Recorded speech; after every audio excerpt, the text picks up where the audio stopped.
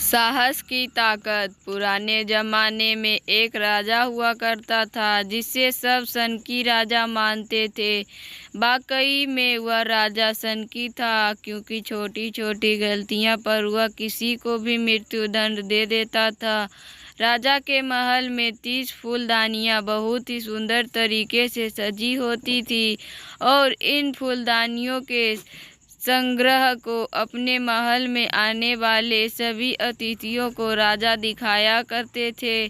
एक दिन उनका सेवक उन फूलदानियों की सफाई कर रहा था। सफाई करने के दौरान सेवक का हाथ एक फूलदानी से लग गया और वह गिरकर टूट गई। राजा को जब इस बात का पता चला तो उसने उस सेवक को फांसी पर लटकाने का आदेश दे दिया। उनके राज्य में एक बूढ़ा व्यक्ति हुआ करता था।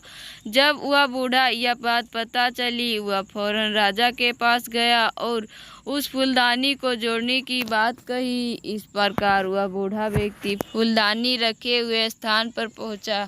जैसे ही बूढ़े व्यक्ति ने देखा कि सारे फूलदानी उसकी नज़रों के सामने है, उसने फौरन उन सभी को लाठी से एक एक करके तोड़ना शुरू कर दिया और देखते ही देखते सारे फूलदानी तोड़कर बिखार दिया।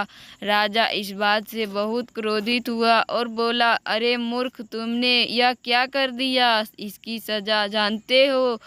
तुम्हें सारी फूलदानियों को तोड़ डाला, तुम्हें भी मृत्युदंड दिया जाएगा। इस पर बूढ़े व्यक्ति ने दृढ़ता से जवाब दिया, महाराज, एक फूलदानी के पीछे आप किसी को मृत्युदंड देते हैं। यदि हर फूलदानी के बदले आप हर व्यक्ति को मृत्युदंड देंगे, भविष्य में 29 लोगों की जान जाने की संभावना थी, क्योंकि हर फूलदानी के पीछे एक व्यक्ति की जान जा सकती थी। इसलिए मैंने अपने इंसान होने का फर्ज निभाया और आज मैंने 29 लोगों की प्राण बचाई है।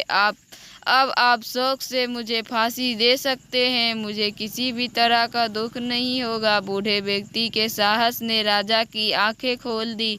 राजा को अपनी गलतियों का एहसास हो गया और उसने उस बूढ़े व्यक्ति का उस सेवक को माफ़ कर दिया और उनसे माफ़ी भी मांगी। दोस्तों, जब हम साहस और निर्भीकता के साथ अपनी बात पर डटकर खड़े रहते हैं तो हम हर एक बुराई का अंत कर सकते हैं।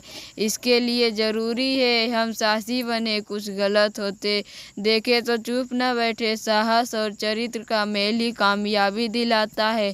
धन्यवाद। अगर मेरी कहानी पसंद आए तो मेरे चैनल को सब्सक्राइब जरूर